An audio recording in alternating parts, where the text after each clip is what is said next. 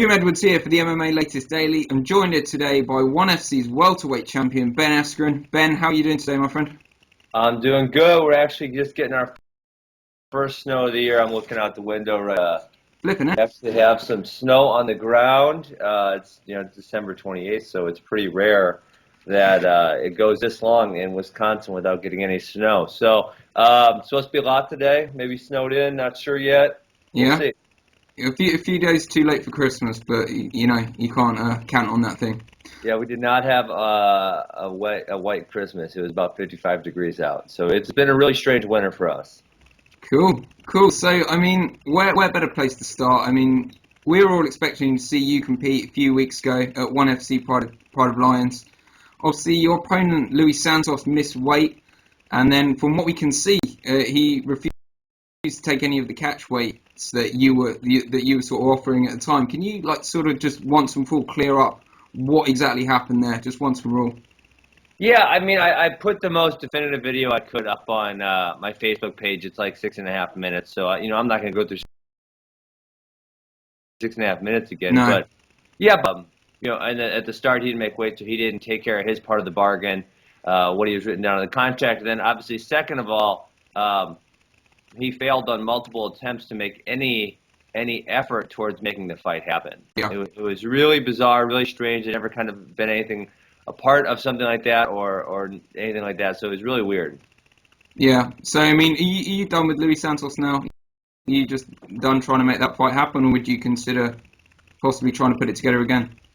Well, obviously, with the new weigh-in rules that ONE adopted, I can't imagine we'll ever be in the same weight class again.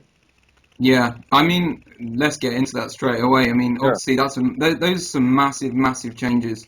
You guys effectively having to weigh in on weight with 3 weeks, Yeah. 3 weeks away from the actual day of the event. Yeah. Is that going to change, obviously, your preparation, but Yeah, is that potentially not going to really. change your weight class? Yeah, obviously it'll change the weight class. I think it's changing almost everybody's weight class. I'm going to go up to 185. Yeah.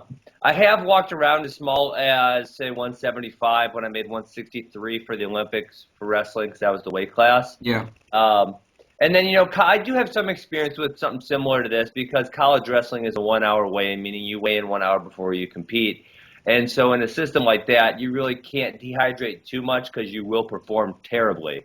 And in addition, the college wrestling, it has the hydration testing and fat testing in the season, so they determine your lowest minimum weight. Yeah. So this isn't totally all a foreign concept to me. Yeah. And, if I got to pick the weight class, my ideal walking around weight class is probably between 177 and 180.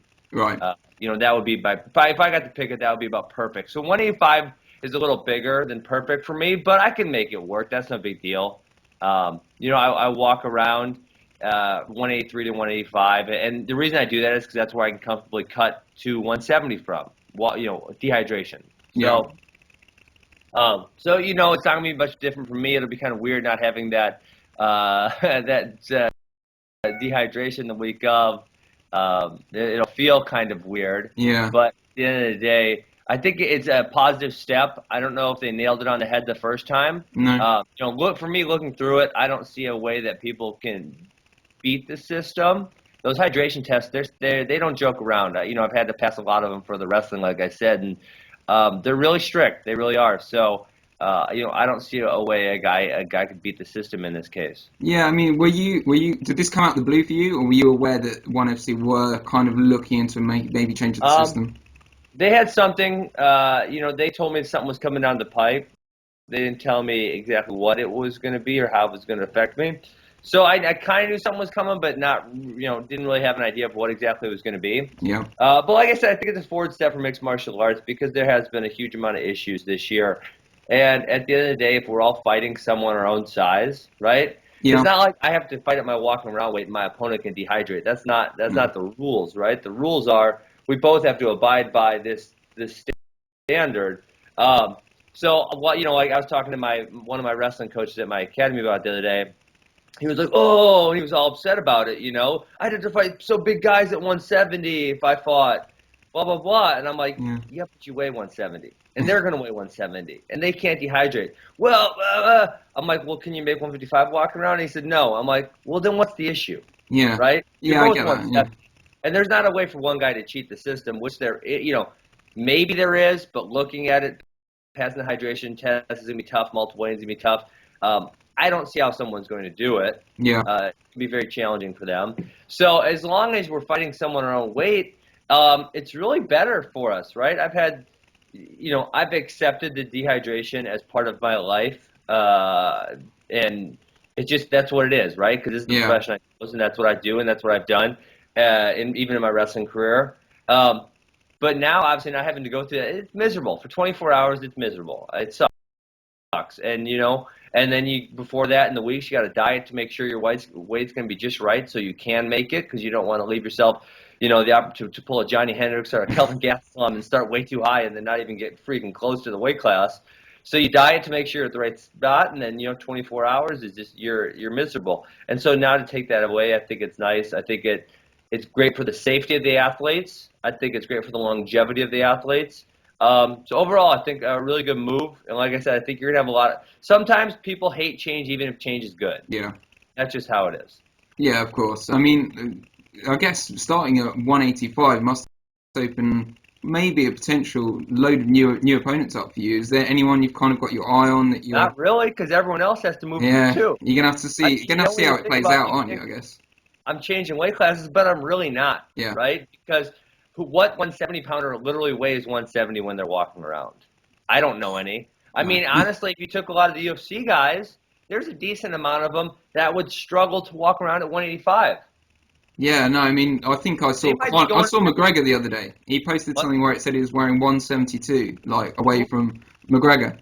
Oh yeah. So I mean, so you're really looking at it like, and I know they've kind of told me who my next opponent is, which I'm not sure I'm supposed to say, but he was a welterweight, and now he's a middleweight under the new system. So yeah, I don't think it's going to have any new opponents, and even like you said, Luis Santos. He said he couldn't make 185. He said he couldn't make 190. Yeah, so how is he going to walk around without dehydrating at 185? He's probably not an option for an opponent for me. No. He was 194 pounds and said he couldn't lose any more weight. So yeah, so I don't think it's going to be any new opponents. I think it's going to be a lot of the same. Maybe even some 155 pounders who are cutting a lot of weight. Having a time staying. That's a massive step up for them. But I mean, you kind of. It's really not though. They're gonna fight guys their own size. Everyone's like, you're in this fallacy thinking that these are fighting different guys, but they're not. They're fighting the same people for the most part.